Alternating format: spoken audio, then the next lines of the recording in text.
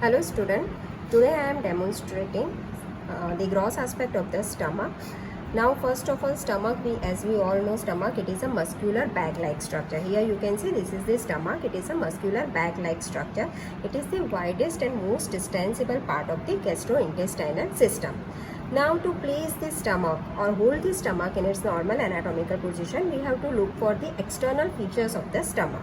So stomach, it has two ends, it has two borders and two surfaces. So first of all, we will see the two orifices or two ends of the stomach. So first, here you can see the cardiac orifice.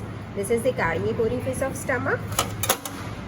This one is the cardiac orifice of stomach, and another orifice, it is the pyloric orifice of stomach. Now this cardiac orifice, it is connected to esophagus and it is a physiological sphincter. Whereas this pyloric orifice, it is connected to duodenum and it is an anatomical sphincter.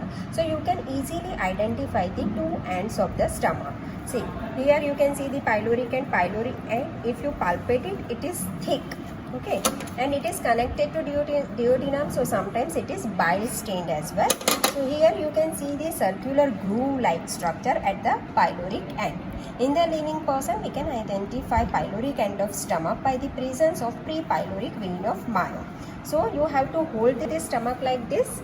Cardiac end, it should be placed upward and to the left, and pyloric end, it is placed like this. Okay, so this is the normal anatomical position of the stomach. And to the pyloric end, this border, it is known as the lesser curvature of stomach. So this one is the lesser curvature of stomach and this one is the greater curvature of stomach. You can compare the length of these two curvatures. Now this lesser curvature, it is also known as the right border of stomach, and greater curvature, it is also known as the left border of the stomach.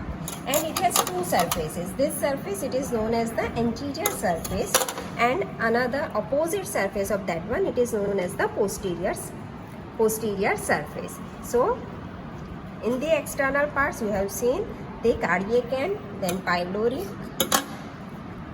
pyloric end, then lesser curvature, greater curvature, anterior surface and posterior surface. Now we will see each part in detail.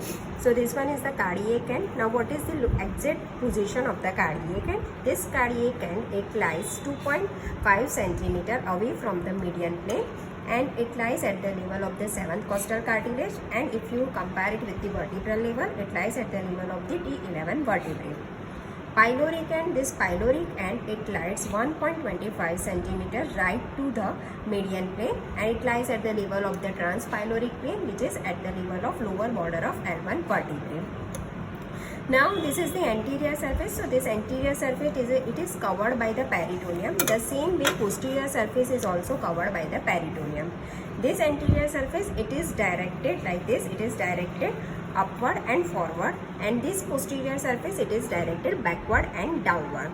These two layers of peritoneum, they meet at the lesser curvature and they continue as a lesser omentum. It connects stomach to the liver. So peritoneum at the greater curvature, they continue as a greater omentum. At the greater curvature, we have gastrophrenic ligament, which connects the cardiac end of stomach to the diaphragm, then gastrosplenic ligament, which connects the fundus of the stomach to the spleen, and another layer, that is the greater omentum. Now here this is the lesser curvature. So most dependent part of the lesser curvature, it is known as the angular notch, or it is known as the incisura angularis. And here near the cardiac end, this notch, it is known as the cardiac notch. If we see the relations of the stomach, so in the peritoneal relation, both the surfaces of the stomach, it is covered by the peritoneum, but we have certain bare areas. The first bare area, that is, this is the cardiac end. So posterior surface of this cardiac end, it directly comes in contact with the diaphragm, and this area is known as the bare area of stomach, because here this from the posterior surface, this peritoneum, it reflects to the diaphragm. Then another bare area of the stomachs are at the site of the lesser curvature and the greater curvature, where these two layers, they get reflected.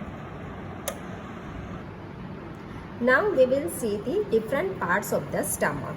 So for that, see, here we have seen this one is the lesser curvature. Okay, so the most dependent part of the lesser curvature, here we have a notch. This notch is known as the angular notch, or it is known as the incisura angularis. And another notch is here at near the cardiac end. This notch is known as the cardiac notch. Now if we draw a line from this incisura angularis to the greater curvature like this, so we can divide this stomach into two parts. This greater part, it is known as the gastric part of the stomach, and this portion, it is known as the pyloric part of the stomach.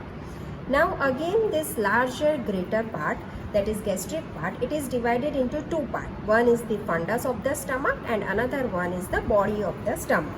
So for that, we have to make an imaginary plane from the cardiac notch of the stomach. So here the part of the stomach, this dome shaped convex portion which lies above this horizontal plane, that part is known as the fundus of stomach. Normally air or gas is present in the stomach, and we can see the shadow of gas under the diaphragm in an X-ray as well. Remaining portion, that is known as the body of the stomach. Now in the pyloric part, it is again divided into two parts. One is the pyloric antrum and another one is the pyloric canal. So here we have an inconstant sulcus. That sulcus, it is known as the sulcus intermedius, which divides it into pyloric antrum and pyloric canal. Now length of this pyloric antrum, it is around 7.5 cm, and length of the pyloric canal, it is around 2.5 cm. So this one is about the parts of the stomach. Now we will see the internal aspect of the stomach. As you can see, this is the stomach. If we open it from the greater curvature, you can see the interior of the stomach. See the innermost aspect. So this is the mucosa of the stomach.